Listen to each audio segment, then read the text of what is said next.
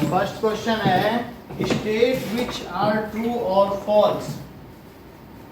All rectangles are squares. तो और हमें ये बात मालूम है कि एक होता है ट्रेपीजियम, एक होता है पैरेललोग्राम, और एक कौन सा होता है काइट। और ये तीनों किसके टाइप हैं? क्या क्वाड्रिलेटरल।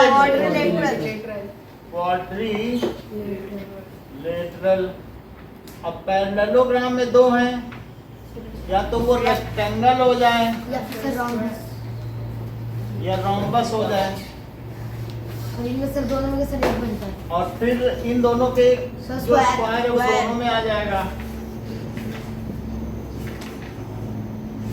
ठीक है, लेकिन फिर भी जो रोम्बस है वो एक काइट भी है, ये पिछली बार हमने पढ़ लिया था। चलो, तो क्या ऑल रेक्टेंगल स्क्वायर हैं? ये फॉल्स है। Some rectangles are squares. दूसरी चीज है ऑल रोम्बस आर पैरेललोग्राम। क्या सभी रोम्बस पैरेललोग्राम है? True. C all squares are rhombus and rectangle. True. वो दोनों ही तरीके का होगा, दोनों की कंडीशन फुलफिल करता है। All squares are not parallelogram. False, क्योंकि अल्टीमेटली पैरेललोग्राम के तो अंडर में आ रहा है। क्या सभी राजस्थानी भारतीय नहीं है? तो इस तरीके से जो ये चीजें उसी के तो अंडर में है, इसलिए ये फॉल्स है। और फिफ्थ देखो, ऑल काइट्स आर रोम्बस। नहीं, सम काइट्स आर रोम्बस। सब सारे काइट्स क्या सभी भारतीय राजस्थानी हैं? तो all kites are not rhombus. कुछ काइट्स जिनकी अगल बगल की साइड इक्वल हो जाएं, वे क्या हो जाएंगे? रोम्बस। So that is इसको लिख लें फॉल्स। फैन चाहिए तो चला देंगे। No sir. ठीक है। Now all rhombus are kites. Devvrat ये बताओ, all rhombus are kites? No sir. क्योंकि इसके some kites are rhombus. Some kites, कुछ काइट्स क्या होते हैं? रोम्बस। तो रोम्बस तो काइट हो ही गया। रोम्बस पैरेललोग्राम भी हो गया, रोम्बस काइट भी हो गया। तो ऑल रोम्बस आर काइट, ये ट्रू है। जरा बुक में ये देखो कहाँ लिखा है ऑल रोम्बस आर काइट। दिखा दो इनको रयान, यही नीचे लिखा था, दिखाओ इनको। ऑल पैरेललोग्राम क्या ट्रेपीजियम है? फॉल्स। अब इसमें भी फॉल्स नहीं है, क्योंकि वो ट्रेपीजियम की कंडीशन फुलफिल करना मैं दिखाता हूँ आपको। तो दैट इज पेज नंबर कहाँ है? All parallelograms are trapezium. तो पैरेललोग्राम पहले लिखो। ओके, ठीक है।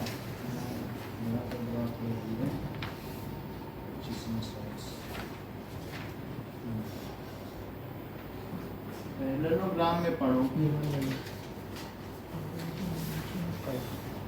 नहीं तो मैं अलग से दिखाऊंगा। क्योंकि ट्रेपीजियम में वन पेयर है, तो वन पेयर तो इसका ठीक होता ही है, तो इसलिए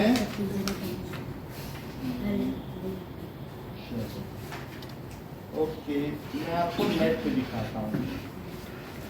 इसमें नहीं दिया है, दिखाया गया नहीं सर। नहीं दिखाया तो इस पे दिखाता हूँ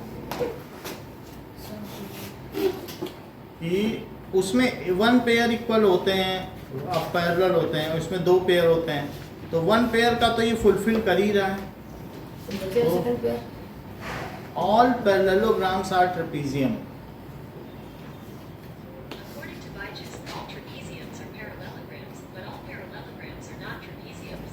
ऑल ट्रेपीजियम्स, ये तो ट्रेपीजियम्स आर पैरेललोग्राम बोल रहा, उल्टा बोल रहा है। स्टेट ट्रू और फॉल्स वो भी बताता हूँ। कैन सर हम सर 3.5 यस सर सर कर लीजिए। एनसीईआरटी सॉल्यूशन 3.5 4 सर कहीं लिखा है पीछे? सर ये सर लिखा है। हाँ, सर आंसर कहाँ ट्रू है ना? तो ट्रू है। हाँ ट्रू है तो ये सही है। पैरेललोग्राम एक ट्रेपीजियम होता है, लिखा है ना? तो और पैरेललोग्राम क्या है? ट्रेपीजियम। इसको ट्रू लिखो। ट्रू। अब नेक्स्ट देखो। यस सर ट्रू है। हाँ तो identify all the quadrilaterals that have four sides of equal length. Rayyan, ऐसा क्वाड्रिलेटरल जिसकी चारों साइड इक्वल लेंथ की हो उसे क्या कहेंगे? Sir square. अरे sir rhombus. Sir rhombus. Square उसमें एंगल थोड़ी ना दे रहा है, एंगल 90 होता तब स्क्वायर बोलते। अच्छा अब अगला बताओ। 4 right angles. Sir 4 right angle sir square. Rectangle. Rectangle बोलो ना, साइड इक्वल दे रहा है क्या? सर मैंने सर बोला सिर्फ 4 एंगल इक्वल है तो चारों 90 डिग्री, उससे तुम्हें क्या पता चल सकता है? सर की सर रेक्टेंगल। रेक्टेंगल है, बाकी अगर साइड भी इक्वल हो जाएंगी तो स्क्वायर भी बोल देना। रेक्टेंगल। अब देखो आइडेंटिफाई, ये explain how a square is a quadrilateral. तो ये बताओ दिव्या, एक स्क्वायर कैसे एक क्वाड्रिलेटरल है? रिया आप बताओ। It has 4 sides. Yes, it is.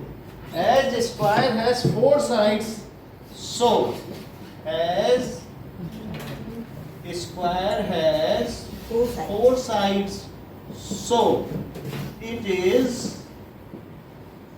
quadrilateral. अगला देखो, एक स्क्वायर क्यों पैरेललोग्राम है रिया? सर क्योंकि उसके दोनों साइड पैरेलल होते हैं। नहीं, सर पैरेललोग्राम के स्क्वायर क्यों पैरेललोग्राम? सर क्योंकि सर उसके सर जो अपोजिट एंगल्स है वो भी इक्वल है सर, Opposite? साइड्स भी इक्वल है हाँ इक्वल Sir? भी नहीं बोलो, पैरेलल बोलो। Sir parallel. पैरेललोग्राम हाँ बोलो, हाँ यही है ना? Yes sir. As its both pair of opposite sides are parallel. parallel. ये लिखो। As both pair of opposite sides of a square are parallel. So parallelogram की जब डेफिनेशन भी लिखना तो इक्वल ना लिखना है, इक्वल उसकी प्रॉपर्टी है और डेफिनेशन पैरेलल है। So it is parallelogram. अच्छा अब तीसरी बात आती है एक rhombus. Sir explain how a square. Square क्या है? क्वाड्रिलेटरल है। स्क्वायर एक पैरेललोग्राम है। स्क्वायर एक रोम्बस क्यों है? मानसी रुक जाओ। स्क्वायर एक रोम्बस क्यों है? आरव। सर स्क्वायर रोम्बस इसलिए है क्योंकि सर स्क्वायर की सर सारी साइड्स इक्वल होते हैं, सही है। रोम्बस की भी सारी साइड्स। बिल्कुल बिल्कुल। So as all sides of square are equal, so it is rhombus. अब जरा देखो, स्क्वायर रैयान एक रेक्टेंगल क्यों है? स्क्वायर रेक्टेंगल क्यों है? देवव्रत। सर क्योंकि उसके चारों एंगल्स 90 डिग्री होते हैं। Sir, because rectangle is 90 degree. Sir, because it's one angle is 90 degree. Yes. As all angles, one angle भी कहा जा सकता है ऑफ स्क्वायर आर 90 डिग्री, ठीक है। और साथ में अपोजिट साइड क्या होती हैं? पैरेलल होती हैं, तो दोनों फुलफिल कर रहा है कि नहीं? Yes, sir. So it is, ये क्या हुआ? रेक्टेंगल। आपको first, second and third question करना है।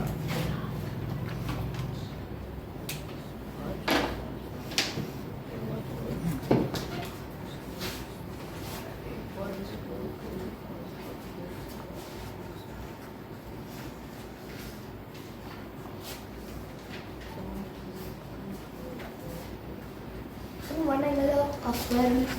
हाँ, वन एंगल भी लिख सकते हो। और फिर वो लिख देना अपोजिट साइड इसकी पैरेलल है और one angle is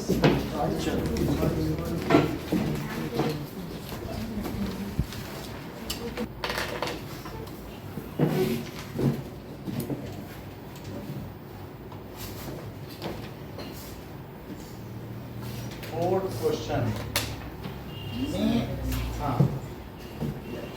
Name the quadrilaterals whose diagonal bisect each other. So, So square. square. Rectangle. So rectangle. So square. Parallelogram. Parallelogram ठीक रहेगा, उसके ही बाइसेक्ट सर मैंने बोला था. है ना। पैरेललोग्राम के अंदर में तो सब आते हैं। तो पैरेललोग्राम कौन कौन से हैं, सबके नाम बताना है, ऐसा नहीं है कि किसी एक का। तो डायगोनल्स बाइसेक्ट ईच अदर।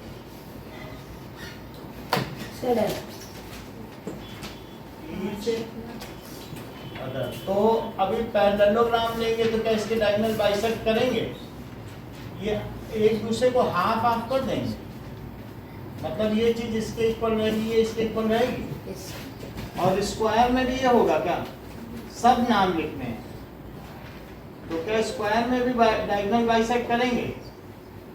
ये चीज इसके इक्वल होगी, ये इसके इक्वल होगी। रेक्टेंगल में भी करेंगे क्या? बोलो। और दिव्या रोम्बस में करेंगे कि नहीं करेंगे?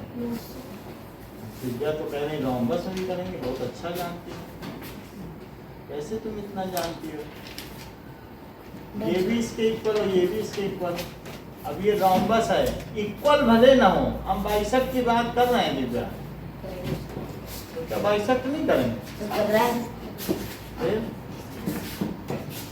करेंगे कि नहीं? तो कौन से चार ऐसे क्वाड्रिलेटरल हैं जिनके डायगोनल आपस में बाइसेक्ट करेंगे? Parallelogram. Parallelogram. Rectangle. Rhombus. Square, rectangle, rhombus. Parallelogram. Square. Rectangle. Rectangle. Rhombus. Rhombus. ये सब ये चार हो गए। अब अगला बताओ, name the quadrilateral which are मतलब जिसके डायगोनल परपेंडिकुलर बाइसेक्ट करो, परपेंडिकुलर भी हो और बाइसेक्ट भी करें। बोलो देवव्रत। डायगोनल्स आर परपेंडिकुलर भी हो और बाइसेक्टर, इन्हीं में से है, ढूंढ के बताओ। So square. अच्छा, और Rectangle. अच्छा, तो आप इसे 90 डिग्री मान रहे हो? ये तो कम होता ही ज्यादा होता है। Rhombus. रोम्बस में 90 डिग्री पे भी और बाइसेक्ट भी करना है। और सर parallelogram. पैरेललोग्राम में वो 90 डिग्री हो रहा है। नहीं है, देख लो जरा। So 90 डिग्री तो हो रहा है। मैं चेक कर लेता हूँ, इससे क्या पता चल जाएगा। एक पैरेललोग्राम बना दूँ तो फिर आपको पता चल जाएगा। इसमें ये 30 डिग्री है कि ये 30 डिग्री? ये छोटा वाला. तो बोलो 90 डिग्री है क्या जो आप कह रहे हो कि परपेंडिकुलर है परपेंडिकुलर क्या? तो इसलिए कौन कौन से हुए? ये हुए। Square, sir, rectangle, rhombus. Rectangle. Rectangle क्यों बोल रहे हो? परपेंडिकुलर है ही नहीं उसमें। Rhombus. Square by rhombus. Third देखो कि Are equal. Are equal. जिसके डायगोनल इक्वल हो, इनमें से किसमें तुम्हें डायगोनल इक्वल? Sir, square. और sir, Rhombus. rhombus. रोम्बस में इक्वल दिख रहा है, हमको तो ये बड़ा दिख रहा है, Sir, rectangle. Sir, rectangle. है ना? तो that is square And rectangle. And rectangle. Rhombus में तो बड़ा छोटा होता है। अच्छा, फिफ्थ क्वेश्चन देखो, explain why a rectangle is convex quadrilateral. Divya बताओ, एक रेक्टेंगल कॉन्वेक्स क्वाड्रिलेटरल क्यों है? बोलो। As its diagonal lie inside. सही है। Sir, as its diagonals are in the same. As both diagonals of rectangle lies inside it, so it is convex coordinator. अच्छा, इन चारों में से दिव्या कौन सा कॉन्वेक्स कोऑर्डिनेटर है? सर सारे सारे पैरेललोग्राम स्क्वायर रेक्टेंगल बाउंस। सभी में डायगोनल अंदर ही तो हैं। Yes sir. Okay, ABC is right angle triangle, 6th question. Yes sir. और ABC बनाओ जो कि राइट एंगल ट्रायंगल है, और ऐसे ABC। आगे क्या कह रहा है? And O is mid point, ये मिड पॉइंट है। मिड पॉइंट का मतलब है ये दोनों इक्वल हुए। Okay, now mid point of the side opposite to right angle. तो YO is equidistance from A, B and C। तो O इक्विडिस्टेंस कह रहा है, इसकी जो इससे डिस्टेंस है उतनी B से भी होगी। तो इसके लिए आप क्या कर रहे हैं? इससे भी इसकी डिस्टेंस कह रहा है इससे भी तो इसकी कुछ ना कुछ डिस्टेंस होगी। कह रहा है इससे और इससे तो इक्वल है क्योंकि ये बाइसेक्ट कर रहा है, लेकिन इससे भी वही डिस्टेंस होगी। कह रहा है ये प्रूव करो कि इससे भी वही होगी। ये हमें प्रूव करना। ऐसा प्रूव करने के लिए हमें एक कंस्ट्रक्शन करना होगा। वो कंस्ट्रक्शन क्या है कि सबसे पहले नाउ हमें ओके, तो इसके पैरेलल ये लाइन ड्रॉ करो। ठीक है, ये 90 डिग्री है, और फिर यहाँ से पैरेलल ले लें, और फिर इसके बाद क्या करें? पाइथागोरस लगेगा। हाँ, जहाँ 90 होता है वो मिला दें, यानी यहाँ से भी 90 ड्रॉ करें, और फिर इसको क्या कर दें? मिला दें। मेरा कहने का मतलब है इसके पैरेलल इसके ड्रॉ करो और इसके पैरेलल इसको ड्रॉ करो। ये है, इसके पैरेलल ड्रॉ कर दो और यहाँ से भी ड्रॉ करो। ये भले ही आगे जाना हो, लेकिन यहाँ से जब इसके पैरेलल ड्रॉ करोगे तो यहाँ कटेगा। तो बोलो ये इसके पैरेलल है। Yes sir. और ये इसके पैरेलल है। Yes sir. अच्छा, तो अब जरा देखो हमने क्या क्या ड्रॉ किया है, बताओ। ड्रॉ और गिवन क्या है पहले ये तो बताओ। ABC is a right angle triangle. Angle ABC is right angle triangle. ABC is right angle triangle. Right angle at B। Right angle किस पर है? B। At B। और AO is equals to CO, ये भी दिया है। AO is equals to CO। Devvrat prove क्या करना है? सर की सर इसकी जो सर दोनों साइड है सर AO और OC सर वो OB के इक्वल है। इज इक्वल्स टू BO, यानी अब ये BO के भी इक्वल है। And sir, AO is equal to CA from CO तो दिया ही है, अब वो कह रहा है BO के भी इक्वल है। अब इसके लिए हमें प्रूफ देखो, प्रूफ में कंस्ट्रक्शन क्या करना है? ड्रॉ ABC AD किसके पैरेलल ड्रॉ करो, सर BC और क्या करो? सर AB के पैरेलल DC। हाँ, और DC किसके पैरेलल ड्रॉ करो? AB। AD parallel to BC and DC। जो ड्रॉ कर रहे हो उसको पहले लिखो। अच्छा, नाउ अब ये पैरेललोग्राम हो गया है और एक एंगल 90 भी हो गया क्या B? Yes sir. Now ABCD, CD is parallelogram with one angle। कैसा होगा? 90 डिग्री। सर में दो है ना, DB तो है। हाँ? DB तो सर 90 है। होने तो D90 वो ऐसे में पैरेललोग्राम, लेकिन एक के 90 होने से क्या ये सफिशिएंट कंडीशन बन जाती है कि एक रेक्टेंगल है? यस वो सर। तो होगा ही 90 क्योंकि उसके अपोजिट है, बट एक होना चाहिए ना। हो गया रेक्टेंगल। अच्छा, ये मुझे बताइए दिव्या, क्या रेक्टेंगल के दोनों डायगोनल्स इक्वल होते हैं? होते हैं। तो ये सो इट इज रेक्टेंगल, इसलिए क्या हुआ ये बोलो? It is rectangle and both diagonals of rectangle are equal। और क्या होता है बोलो? both diagonals of rectangle are equal and sir, bisect, क्योंकि आधा आधा करते हैं तो हम इसे मिला भी लें, तो मिला लें of rectangle are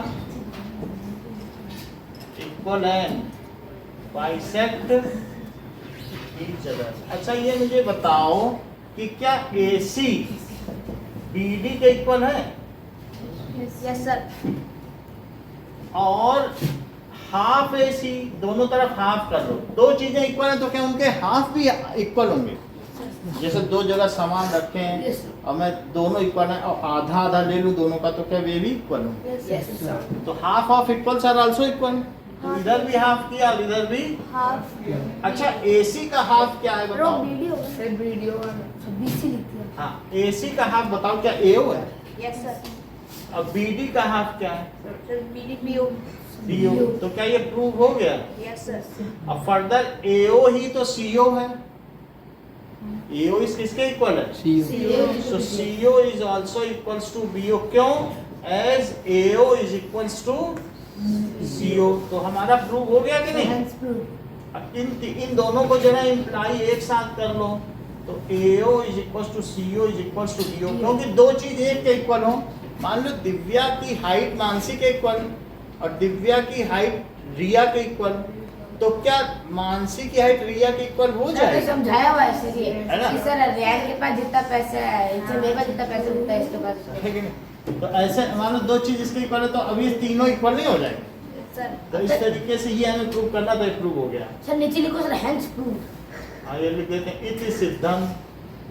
इस प्रकार से ये सिद्ध हुआ। Hence proof।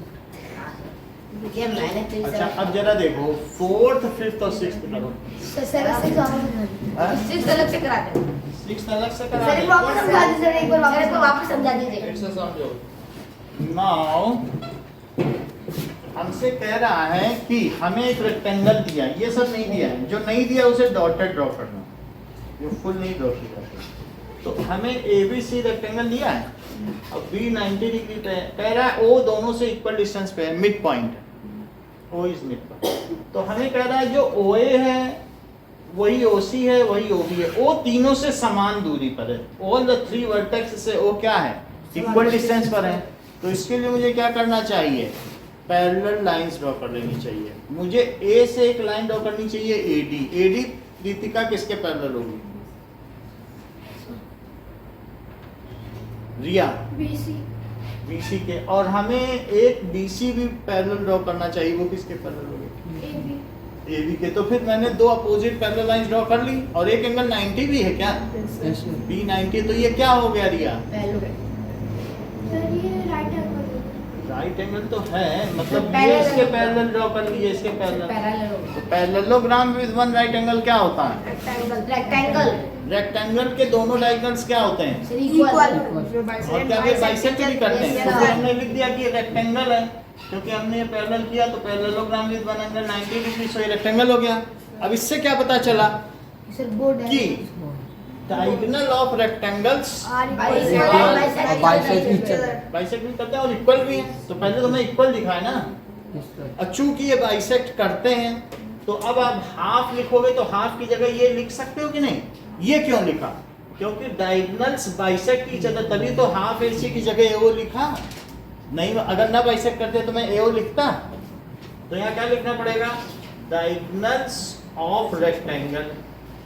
तो बाइसेक्ट लिखने की जरूरत नहीं है, इसीलिए हमने लिख दिया कि AO इज इक्वल टू, तभी तो ये लिख पाए। आप इसका कितना AO, तो जब ये इसके इक्वल है फिर AO की जगह CO क्यों लिखा? क्योंकि ये गिवन है। और फिर तीनों की बात।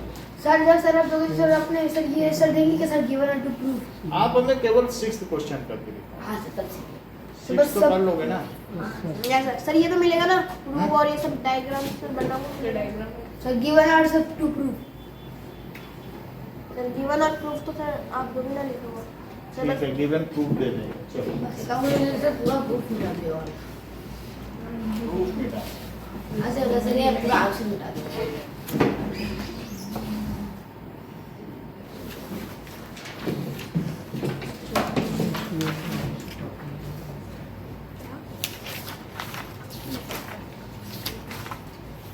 जैसे टीचर हैं वो बहुत सारे बच्चों के मार्क्स हैं तो उसकी प्रोग्रेस रिपोर्ट प्रिंसिपल को देती हैं, तो किस प्रकार से रिप्रेजेंट करना है। और कई बार प्रिंसिपल के ऑफिस में आप लोगों के मार्क्स के ग्राफ भी देते हैं कि किस साल कितने बच्चे पास हुए। हमारे मार्क्स मार्क्स के नहीं देंगे, मतलब किस साल टोटल कितने बच्चे पास हुए। जैसे इस साल 96% पास हुए, पिछले साल 94 हुए, तो प्रोग्रेस रिपोर्ट रहती कि नहीं? तो इंडिविजुअल बच्चे के नहीं रहेंगे, लेकिन क्लास वाइज या सेक्शन वाइज 9 के टोटल बच्चे इतने इतने पास हुए, तो ग्राफ होता है। तो रिप्रेजेंटेशन जो डेटा है उसको कैसे रिप्रेजेंट किया जाए कि सबको समझ में आ जाए, उसको कहते हैं डेटा। सो अब जरा देखो, पहले सबसे पहले डेटा क्या होता है। So the information in mathematical form is known as data. Data क्या चीज है? डेटा का मतलब है इंफॉर्मेशन, ठीक है, इन mathematical form, mathematical form is called data. जैसे एग्जांपल दिया जा रहा है कि runs scored by each batsman in an inning, तो इनिंग्स, सो ये डेटा हो जाएगा, scored by each batsman in innings, ठीक है। सो मार्क्स गॉट बाय एट्थ ए में हो कि एट्थ बी में हो आप? तो एट्थ ए में, चलो कुछ बच्चे ए में हैं,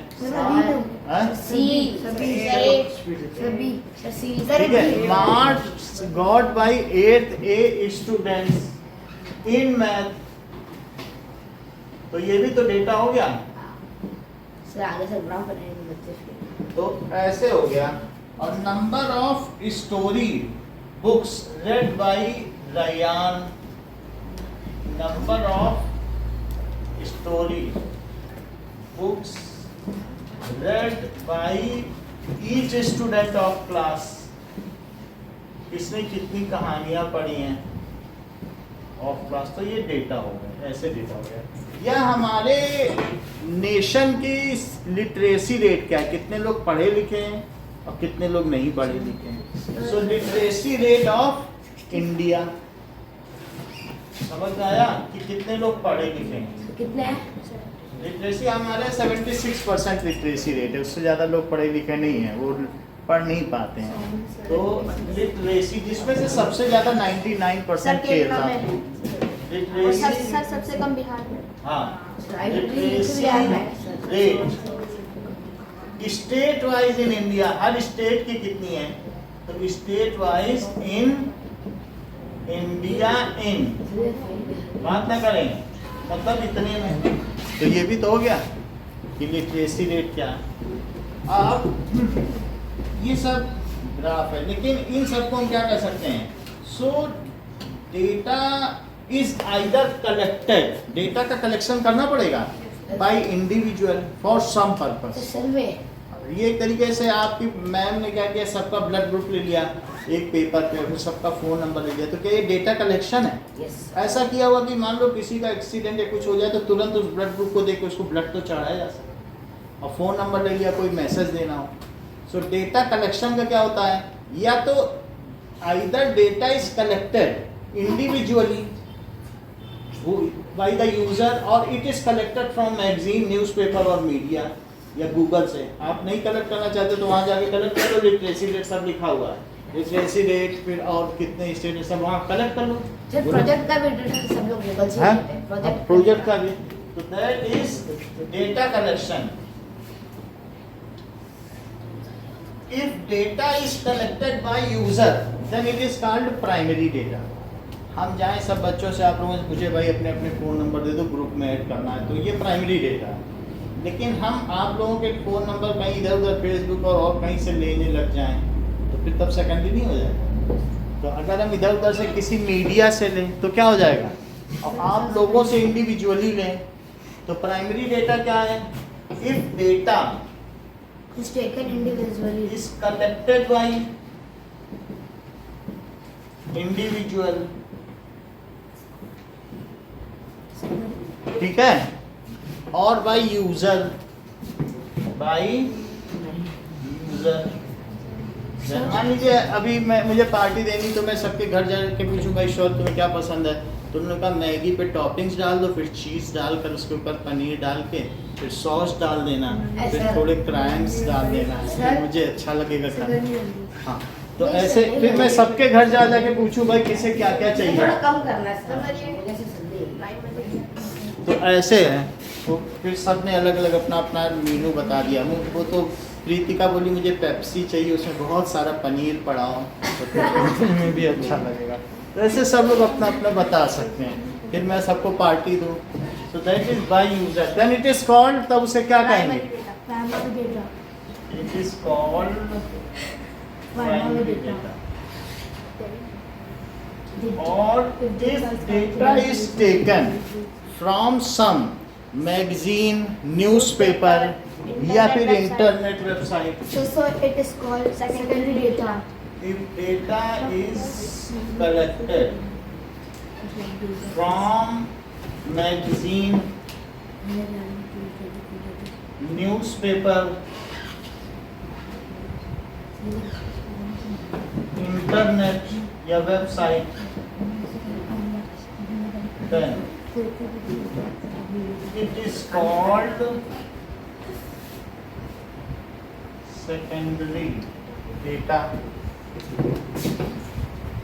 Whatever data is collected, चाहे आप कहीं से भी कलेक्टेड करो, वो किस फॉर्म में रहेगा बेटा? देखो आप उनको बता रहे हो, हमको भी बताओ वो किस फॉर्म में रहेगा। सर इंटरनेट से तो सर कहीं से भी लिया जाए वो किस फॉर्म में रहेगा? सेकंडरी। हाँ, वो कहीं से भी ले जाओ, किस फॉर्म? देखो छिपा रहे हो, उनको बता दिए, हमें नहीं बता रहे, छिपाओ मत। हाँ बोलो, करेक्ट। जैसे कि अब मयंक ने बताया, whatever data is collected from any source it is raw data. So अब उसे हमें रिप्रेजेंट करना पड़ेगा, तो डेटा को रिप्रेजेंट करना पड़ेगा, ठीक है। So what is statistics? सांख्यिकी क्या है, जो चैप्टर तुम पढ़ रहे हो?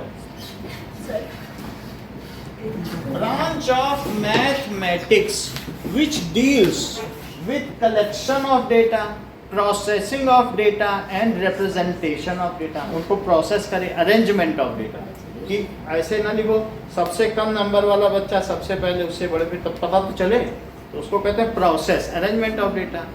और साथ में उनका रिप्रेजेंटेशन, चाहे पिक्टोग्राफ बनाओ, पाई चार्ट देखा है गोल में भी बनते हैं, और या ग्राफ चार्ट, या इसे हिस्टोग्राम बना दें, या कुछ ना कुछ बनाते हैं, टेलीमार्क्स बना दें, पिक्टोग्राफ बना दें। तो इस तरीके से branch of mathematics which deals with collection of data, arrangement of data and representation of data is called statistics. Repeat करो। चलो sir collection of sir mathematics data sir which collect statement.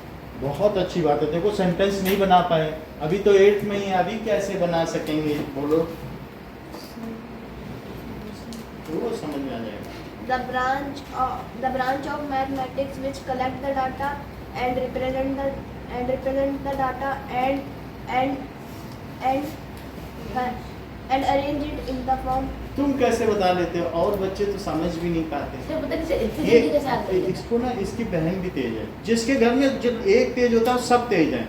और हमने देखा कईयों के भाई बहन अभी पढ़ने आ रहे हैं, उनके भाई बहन भी डम्ब थे, वो भी डम्ब है। जो जिस परिवार में जो तेज है ना, उसके सब बच्चे तेज होते हैं, ये पकड़ लेता है हर चीज, और इसकी बहन भी ऐसे तेज, ऐसा होता है। तो देखो कितनी जल्दी पकड़ लिया। अब इन्होंने बोला ये नहीं पकड़ पाएगी, बोलो जरा, देखा ये हमने क्यों होता है ऐसे। सो ब्रांच ऑफ मैथमेटिक्स, गणित की वह शाखा जो गणनाओं के उसको क्या करती है, एकत्रित करने, उसको व्यवस्थित करने और उसको प्रदर्शित करने के लिए इस्तेमाल की जाती है, उसे सांख्यिकी कहते हैं। हिंदी में बता देगी, अंग्रेजी में बता पाएगी, बोलो। अब कह रही अरबी में बोलो तो बताएं, बहुत बड़ी बात है। So the branch of mathematics, हाँ दिव्या रिपीट करो। हाँ, So the branch of mathematics which collects the data, arranges the data and help in present and represent, in response. which deals with collection of data, arrangement of data,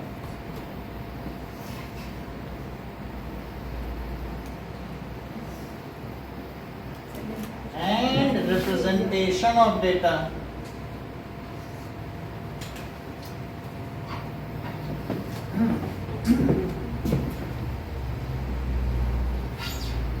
is called is known as, उस branch को, गणित की उस शाखा को क्या कहते हैं? स्टैटिस्टिक्स, सांख्यिकी। डेटम सिंगुलर है और उसका प्लूरल क्या है? डेटा, इस प्लूरल, बहुत सारे हैं तो प्लूरल। चलो, इसका क्या स्टैटिस्टिक्स स्टैटिस्टिक्स, सो सर ये एल के ऊपर सर ये ऊपर स्टैटिस्टिक्स, समझ में आ गई बात? सो चार चीजें हम लोगों ने देखी। तो डेटा को हम लोग क्या कर सकते हैं? रिप्रेजेंट कर सकते हैं। कैसे कर सकते हैं? Data can be represented by pictograph. Picture बनी तुम्हारी बुक में, Yes, car yes, car sir. Car, तो आधी कार बनाई जाए तो आधा माना जाए, और अगर एक कार को 100 कार भी माना जा सकता है। जरा देखो, सर यूनिट सर हमारे हिसाब से होगी। तो इट इज, हाँ, रिप्रेजेंटेड, इसको रिप्रेजेंट किया जा सकता है एज पिक्टोग्राफ। पिक्टोग्राफ में भी रिप्रेजेंट किया जाता है। जैसे देखो कि एक कंपनी है, उसने कार बनाई, तो उसने जुलाई में कितनी कार बनाई? ठीक है, और कंपनी प्रोड्यूसर्स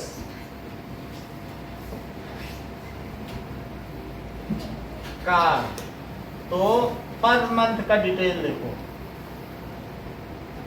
जुलाई, अगस्त और सितंबर।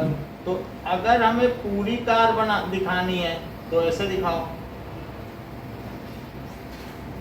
और जिस आधी कार दिखा दोगे तो क्या माना जाएगा? सर आधी तो इसलिए यहाँ पर ये दिखाया जाएगा कि 1 कार, ये डिनोट्स 100 कार, इससे ये पता चल रहा है। तो इससे कितना पता चला? 50 cars. 50 कार बना दी। और अगर ये ऐसे दिखाया जाए तो ये कितनी कार हो जाएगी? 300 कार। तो ये पिक्टोग्राफ है, पिक्चर से रिप्रेजेंट कराएं।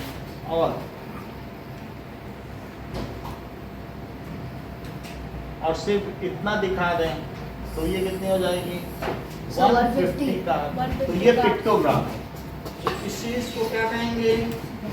इफ डेटा इज रिप्रेजेंटेड, ठीक है, by using symbols, if data is represented by using symbols, then it is called, इसे क्या कहेंगे? पिक्टोग्राफ। अब हम देखेंगे कि 5 चीज हम डिफाइन करेंगे। एक है data, primary data, secondary data,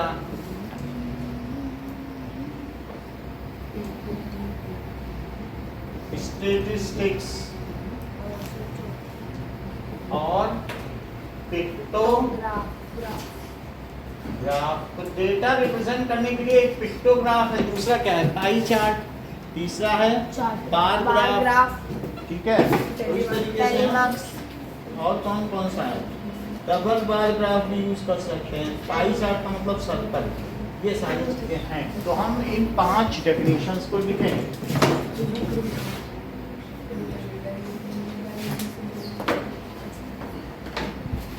Now,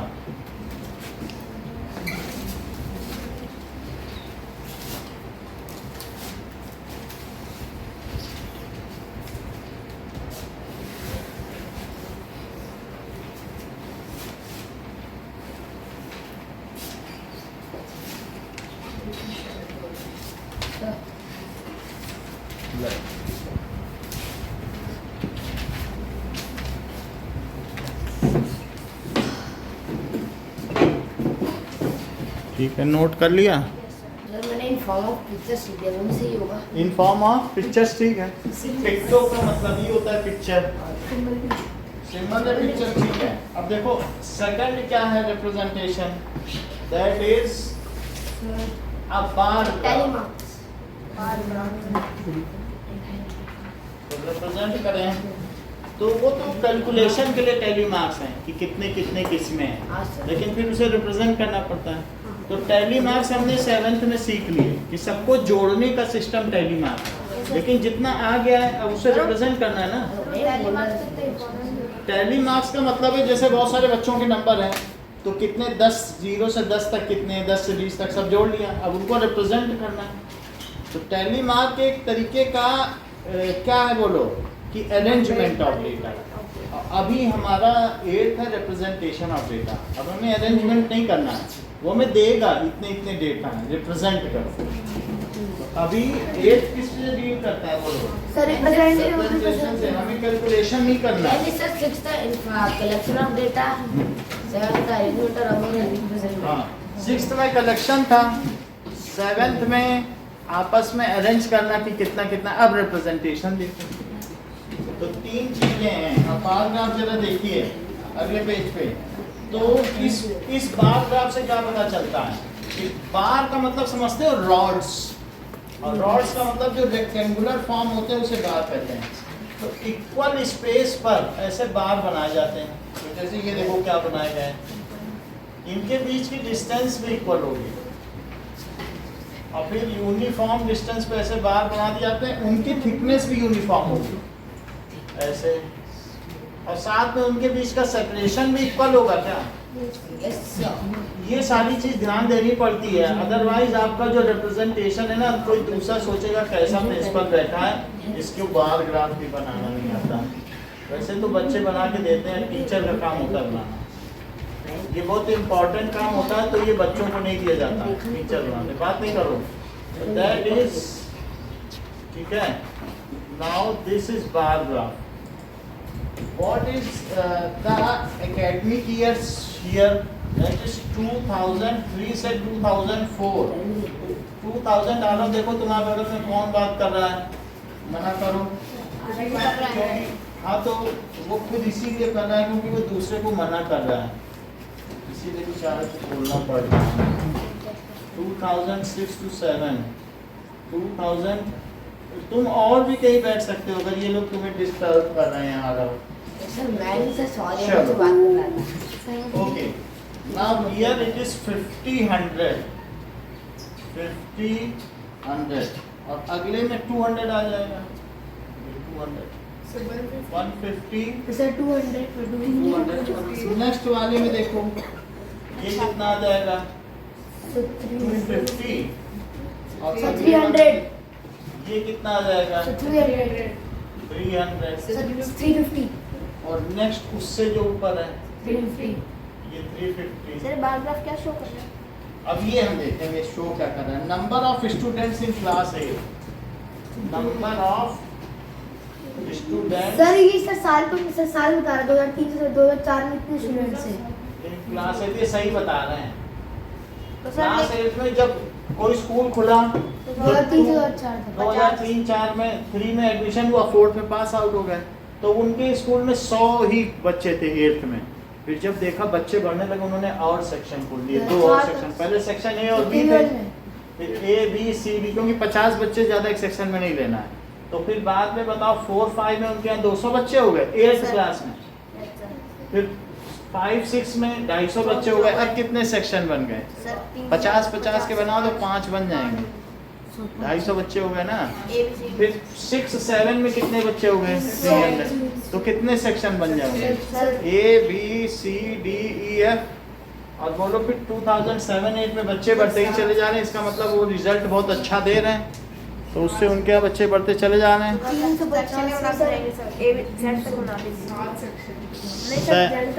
7 sections हो गए। 7 section sir 8 A B C D E F G. ठीक है, अब जरा देखो, तो इससे पता चल रहा है कि एकेडमिक ईयर्स और number of students, academic here. Bar graph की डेफिनेशन लिखो। बार ग्राफ की डेफिनेशन होती है display of information. Display the information on graph. Information, ये इंफॉर्मेशन को रिप्रेजेंट किया मेरे भी लिख सकते हैं कि ये बार ग्राफ पे होता है। Using bar of uniform width, by using, Bar of. इसे बार कहते हैं। Yes, sir, bar. और सर ये भी लिख सकते हैं So it is graph is सब पूरे graph. Sir it is made on graph paper. हाँ, bar of uniform width, uniform width होता है, and their height represent the data. उनकी हाइट क्या रिप्रेजेंट करती है? डेटा। देयर हाइट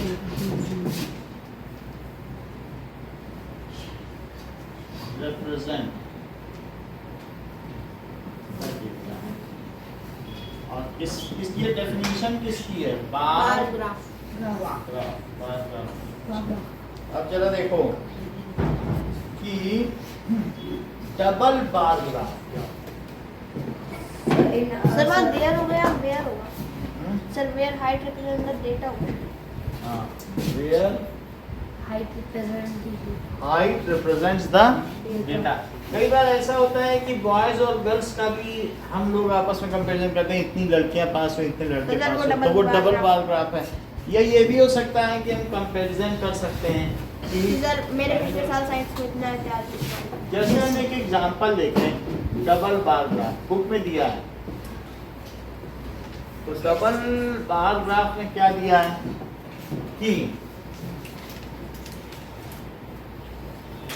ऐसा दिया हुआ है कि मान लीजिए मैथ्स में 2005 और 6 में कितने बच्चे मतलब मार्क्स ऑब्टेन्ड आए, 30 नंबर, और 6-7 में प्रिंसिपल बदल गया, तो ये दिखाना चाहते हैं देखो मेरे रहते मैथ में कितना इम्प्रूवमेंट हुआ। 60 numbers. Sir, 80. यानी 2006 में प्रिंसिपल कोई और था और फिर 6-7 में कोई और हो गया। वो दिखा रहा है मैंने मैथ में बच्चों में बहुत परिवर्तन कर दिया। Yes, फिर sir. उसने ये भी दिखाया कि मैंने तो सोशल साइंस में भी बहुत परिवर्तन कर दिया। Sir, social से ज्यादा नहीं, कुछ थोड़ा सा ही है। हुआ तो है ना। लेकिन हुआ है उसने sir. दिखाया है और ये सर लेकिन इंग्लिश में नहीं कर पाया। वो बोला कि मेरी इंग्लिश कमजोर है। Sir, English नहीं. तो Sir, हिंदी हिंदी में में बराबर। सर हिंदी में सर कुछ कर नहीं पाता, जैसे वो तो सर तो ऐसे हिंदी में भी उसने दिखाया कि हिंदी में भी मैं थोड़ा सर थोड़ा चेंज कर पाया हूँ, हिंदी भी अच्छी कर ली मैथ सोशल साइंस और क्योंकि मैं हिंदी से MA हूँ। और फिर उसने दिखाया इंग्लिश मुझे आती नहीं है, तो मैं बच्चों तो खुद ही पढ़ो। इंग्लिश में मैंने गड़बड़ कर दी। नहीं सर, बच्चों तो खुद ही पढ़ो। तो ये दिखा दिया और फिर इसके बाद लास्ट में उसने दिखाया साइंस दिखाया, फिर हिंदी दिखाई। तो हिंदी में क्या दिखाया कि ये देखो कि हिंदी में मैंने वैसे ही क्या अच्छा काम किया है। कुछ नहीं किया। ये देखो सर हिंदी में तो यार कुछ भी नहीं किया सर। जो भी करते ये अब जब बार ग्राफ में हम डबल बार ग्राफ दिखाएंगे तो हम उन बार ग्राफ तो सर कलर करना पड़ेगा। कलर करना पड़ेगा, अदरवाइज वो अट्रैक्टिव नहीं लगेगा। और सर हमें सर एक को सर दिखाना पड़ेगा कि सर कौन सा है। हाँ सर ऐसे सर नॉर्मल पेंसिल से भी तो कर सकते हैं सर, कलर ना करके। ये सर ऐसे। तो हमने इसको कलर कर दिया। ये देखो अब अलग अलग सब्जेक्ट्स हैं और यहाँ पर 10, 20 ऐसे दिया गया है। तो 10, 20, 30, 10, 60 मार्क्स इन मैथ्स, सोशल 55। 30, 60 तक पहुँचाओ। So 80 40, 50 और ये 60 हो गया। फिर इसके अलावा 70 और 80, 70 सर 80। पहला है मैथ्स, सर मैथ्स में से 60 नंबर सर वो फिर sir social science social science में 50 सर 55 होगा सर, 60 के पास नहीं है। और फिर साइंस, देखना पड़ेगा कितने हुए। साइंस में भी इसने खूब अच्छा काम 50 किया। सर 50। इंग्लिश इसको आती नहीं है। तो सर इसमें इसमें इंग्लिश सर लगा इसका दिया। नहीं है। सर 45 सर 45 इंग्लिश में लगा दिया। तो यहाँ तक ऐसा है और ये दिखाया जा रहा है। ये चीज क्या है बोलो? अनकलर्ड। तो that is 2006. Sir 2005 to 6. Sir जो कलर है वो अच्छा, 5 है। 2006 सर 7 2005 to 6. और जो कलर्ड भी सर बनाना 2006 7 6 और 7 इसे कलर्ड कर दो. ये डेटा है. अभी हम लोग पिछले सवाल में वापस आते हैं. उसमें 4 सवाल दिए गए, उनका हम आंसर देंगे. तो ये बार ग्राफ है, इससे एसोसिएटेड 4 क्वेश्चन के आंसर दो. Sir What is the information given by the bar graph?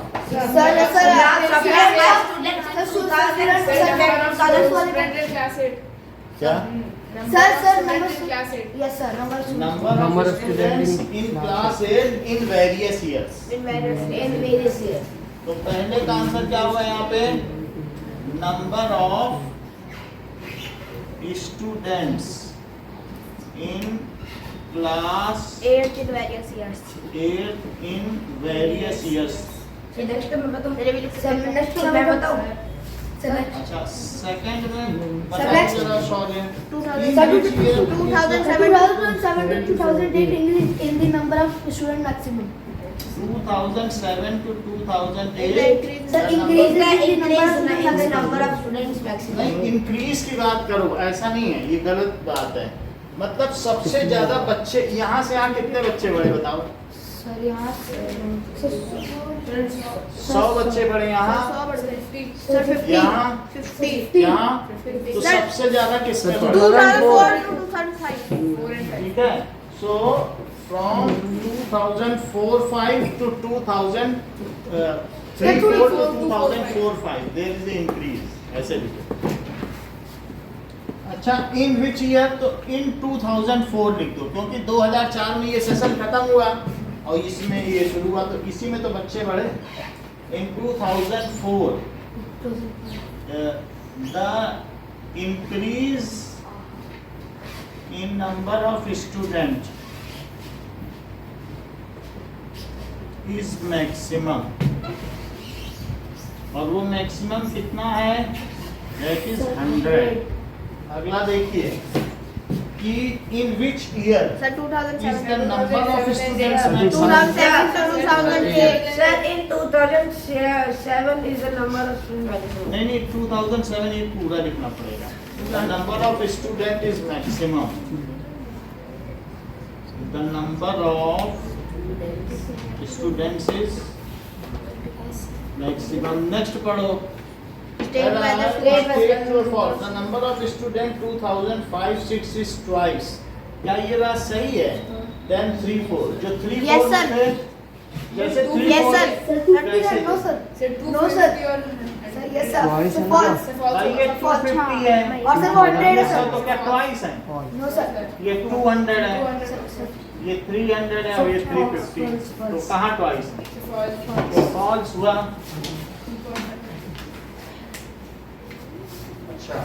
अब इसके भी जवाब दीजिए जरा कि what is the information given by double bar graph. So at 2006 to 2007. Marks obtain by students in various subjects. In various subjects in In 2 years, 2005 to 2006 and 2006 to 2007. ठीक है. In 2005-6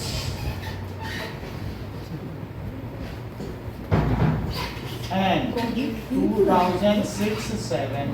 Second देखो. In which subject has the performance improved the most? सबसे ज़्यादा. Subject maths has performance अच्छा, in which subject the performance deteriorated? English. So, deteriorated. That is English. और fourth देखो, in which subject is the performance at par? यानी बराबर. That is at par. मतलब बराबर. हैं? At par equal. हमने पता है लेकिन सर आंसर पता था. नहीं, मीनिंग पता होनी चाहिए. पार का मतलब लिख लो ना इक्वल. इस तरीके से हो जाएगा. सर आपका याद हो गया. इतना ही रखो, इसके आगे अगली क्लास में पढ़ेंगे।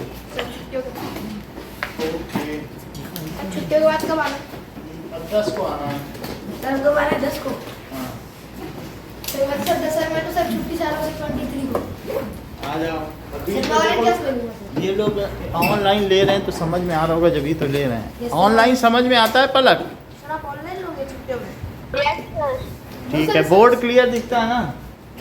सर ऑनलाइन लोगों की छुट्टियों में। चलो अच्छा है। सर ऑनलाइन लोगों की छुट्टियों में। ऑनलाइन फुल छुट्टी है, ऑनलाइन कुछ मतलब छुट्टी में फुल छुट्टी है, आराम करो। सर 10 के बाद सर मैं आपको सर ऑनलाइन 10 तारीख से फिर क्लास होगी। जिस बाय। कौन यहीं रहेगा? बाकी कुछ लोग तो यहीं रहेंगे ना। यहीं चले जाना, उदयपुर माउंट आबू चले जाना। सर दिल्ली में रहेगा क्योंकि मेरे भाई का एग्जाम चल रहे हैं। अच्छा।